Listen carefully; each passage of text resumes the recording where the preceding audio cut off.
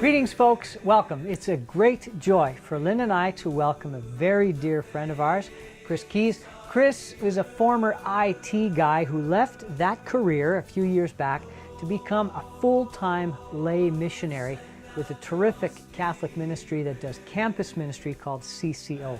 Chris, it's great to have you back.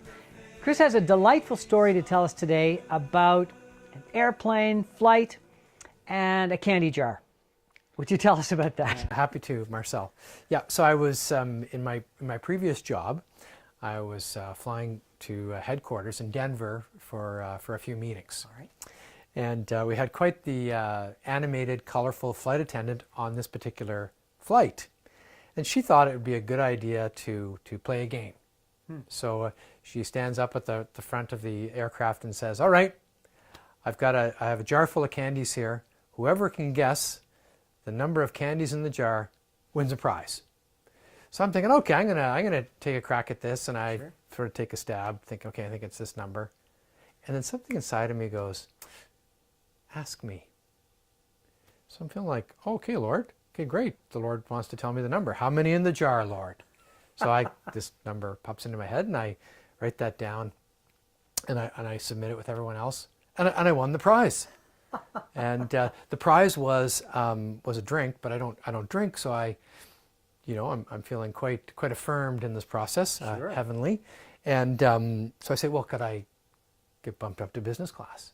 And she said, absolutely, which I was completely expecting her to say no. Right. But because I don't think she's really allowed to do that. But she was already somebody who was moving outside the box, right? So anyway, so here I'm sitting up in business class as a result. Yeah. Okay. But there's something really intriguing about this. The number that was the winning number wasn't the exact number. No, the number that the Lord gave me was off by one. And so as I'm sitting in business class, I'm thinking, Lord, like, thanks for this, but you clearly gave me that number, right? But it was off by one.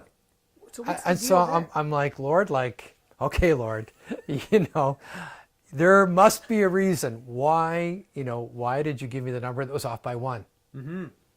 He certainly could have easily given you the exact number. Sovereign, omniscient, omnipotent God could have given me the exact number, but he went out of his way not to. So why? So I said, Lord, why? Why not? And it's just as if the Lord was saying, son, your discernment does not need to be 100% correct for you to come into your destiny. Wow.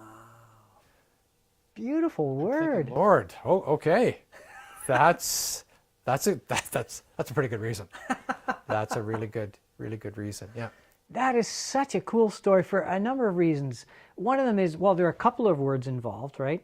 One of the beautiful things is that God initiates, right? You were just going to play this game, and then the Lord kind of buds in and says, well, hey, Chris, I want to be a part of this. Mm-hmm. And he uses those circumstances to give you this, to speak this beautiful word. First he gives you the word to win the prize, and that's all to set up this beautiful word about you don't have to be 100% to come into your destiny. Yeah. Listen, Chris, what did that do in you? What did that do for you, that whole experience of God wanting to be a part of your life in that circumstance? Yeah, it's a great question. So, I mean, it just shows how fun the Lord is. Like, it was actually fun. Like, it was fun to be able to hear from the Lord. Like, and obviously very precisely, so it was so affirming. But it was kind of fun because the Lord stopped me, right? So, yeah, and just to get that sort of connection with God. And then, but then the fruit of it also being just a real lesson, like in discernment and encouragement. Mm-hmm. I was praying through a lot of things at that time, and trying to be diligent and catch the Lord's word and all that, and just wondering, am I hearing from God at all? Will I hear correctly? So it was both fun and just very encouraging and affirming, right? So, yeah, folks, look, there's so much here to be gained, right? That God wants to be a part of your life 24/7.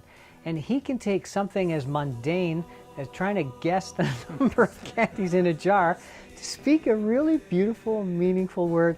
And God and all the things of God doesn't have to be this big, heavy, spiritual, religious thing, right? It can be this beautiful, relational, personal, intimate thing. Thank you so much, Chris. I hope you're really encouraged by that, and you perhaps be on the lookout for God wanting to be a part of your life, right, 24/7, and have a little fun with God. Thanks so much. I hope you join us again. We're going to have some other great stories with Chris coming up ahead. Bye for now.